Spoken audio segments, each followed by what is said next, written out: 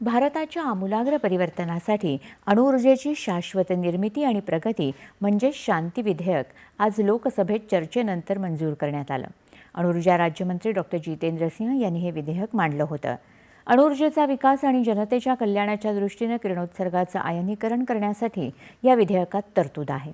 त्याशिवाय अणुऊर्जेचा सुरक्षित वापर करण्यासाठीचा नियामक आराखडाही विधेयकात आहे।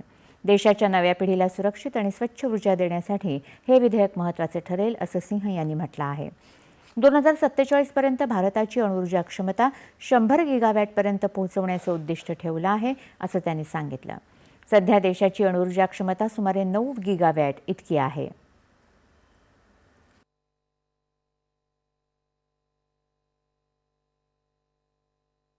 बढ़ती हुई एनर्जी की जरूरतों को पूरा करने के लिए तथा आत्मनिर्भर भारत के लक्ष्य को पूरी तरह प्राप्त करने के लिए ये भी जरूरी है कि हम पेट्रोलियम फॉसिल पदार्थों पर अपनी निर्भरता कम करें।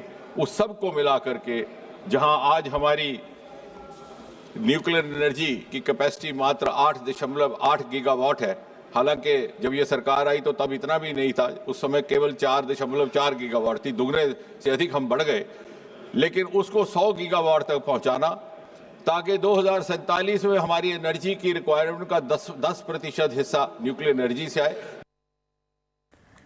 काँग्रेसचे मनीष तिवारी यांनी या विधेयकाला विरोध करत त्यातल्या अनेक तरतुदींवर आक्षेप घेतला। हे विधेयक संयुक्त संसदीय समितीकडे पाठवावं अशी मागणी त्यांनी केली। तृणमूल काँग्रेसचे सौगता रॉय आणि द्रमुकचे अरुण नेहरू यांनीही या विधेयकाला विरोध केला। विरोधकांच्या आक्षेपांना उत्तर देणारा खाजगी कंपन्यांना कुठलीही सवलत नसल्याचं सिंह यांनी सांगितलं। कृषी मंत्री शिवराज सिंह चौहान यांनी जी रामजी म्हणजेच विकसित भारत रोजगार आणि आजीविका हमी विधेयक ग्रामीण मांडलं असून त्यावर चर्चा सुरू आहे। मनरेगाच्या जागी येणाऱ्या या विधेयकात 100च्या ऐवजी 125 दिवस रोजगाराची हमी देण्यात आली आहे। लोकसभेचं कामकाज रात्री उशिरापर्यंत चालणार आहे।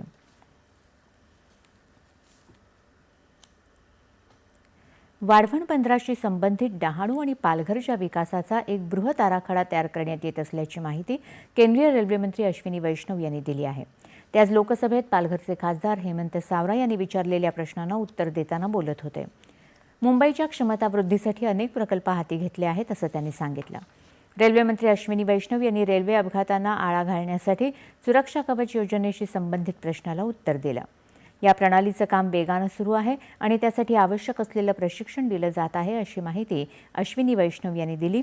यामुळे लोको पायलट अतिशय समाधानी असून ही प्रणाली यापूर्वीच का बसवण्यात आली नाही अशी विचारणा त्यांच्याकडून केली जात आहे असं ते म्हणाले।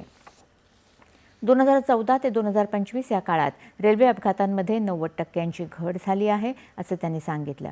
रेल्वेशी संबंधित समस्या सोडवण्यासाठी त्यांच्या मुळाशी जाऊन दीर्घकालीन तोडगा काढण्याचा प्रयत्न आम्ही करतो असं वैष्णव म्हणाले।